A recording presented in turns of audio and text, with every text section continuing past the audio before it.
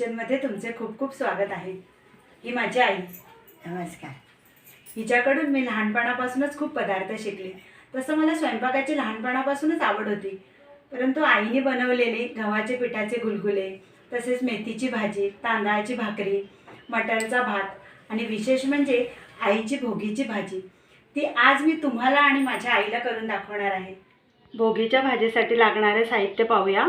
मी या सर्व भाज्या स्वच्छ धुवून घेतल्या। त्यामध्ये घेवडा, मटरचे दाणे, वालपापडी, हरभरा, फरसबी, पावटे, गाजर, बोरं, कांदा, टोमॅटो, कोथिंबीर, तेल, शेंगा मी सोलून घेतल्या त्याचे दाणे, बटाटा आणि वांगी हे पाण्यात मी भिजत ठेवलेत, शेंगदाण्याचा कूट, आलं लसूण पेस्ट, जिरे, हिंग, मीठ, सफेद तीळ, लाल मिरची पावडर, जिरे पावडर, हळद, मालवणी मसाला, सब्जी मसाला, धने पावडर, कढीपत्ता आणि ज्वारी आणि तांदळाचं मिक्स पीठ।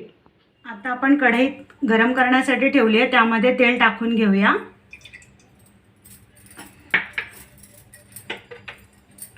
त्यामध्ये जिरं टाकूया, त्यानंतर सफेद तीळ, हिंग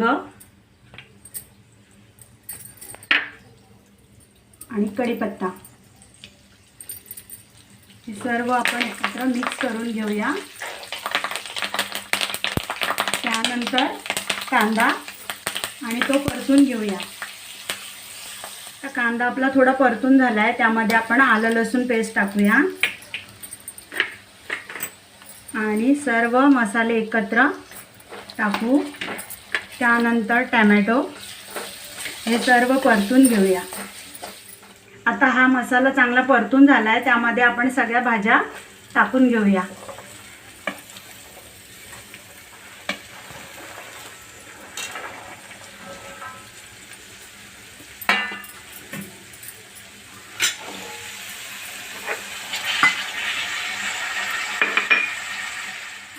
आता ही सर्व भाजी अशी आपण मिक्स करून घेतली आहे।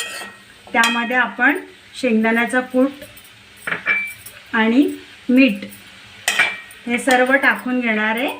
त्यानंतर कोथिंबीर पण आपण चिरून ठेवली होती, ती पण मिक्स करून घेऊया।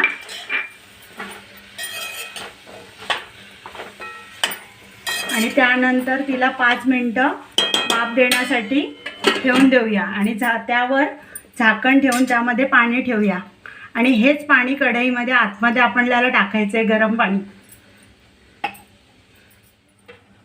आपले 5 मिनिटं झालेले आहेत, आपण हे पाणी कढईमध्ये टाकून घेऊया।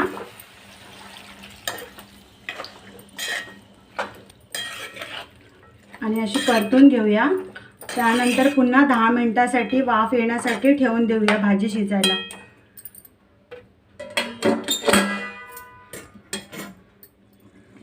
आता 10 मिनिटं झालेली आहे।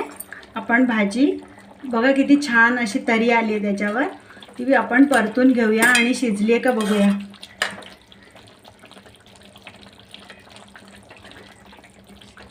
आपण 5 मिनिटं पुन्हा वाफ येण्यासाठी ठेवून देऊया, थोडीशी शिजायची बाकी आहे।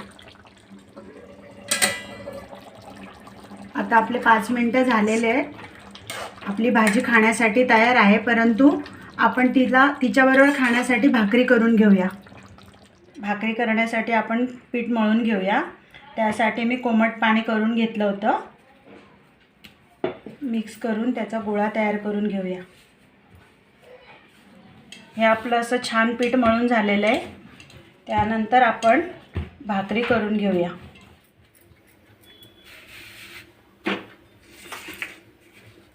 आणि सफेद तीळ असे टाकून तिला थापून घेऊया।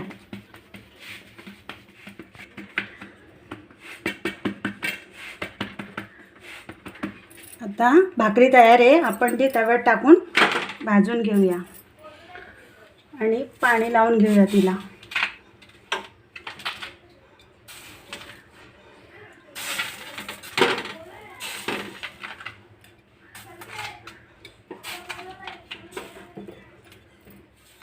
आपण परतून घेऊया।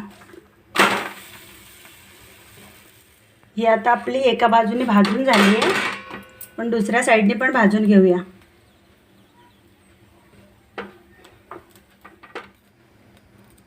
बघा किती छान टम अशी आपली गोल भाकरी फुगलेली आहे. आता आपण ती काढून घेऊया. आता आपली भाकरी आणि भोगीची भाजी तयार आहे. मी भाकरीबरोबर एक चटणी तयार केली आहे. त्यात शेंगदाण्याचा कूट, सफेद तीळ, लसूण, लाल मिरची पावडर आणि मीठ हे सर्व एकत्र करून घेतले आहे. आता ही आपली पूर्ण डिश तयार आहे. माझा व्हिडिओ जर तुम्हाला आवडला असेल तर लाईक करा, शेअर करा आणि माझ्या चॅनलला सबस्क्राईब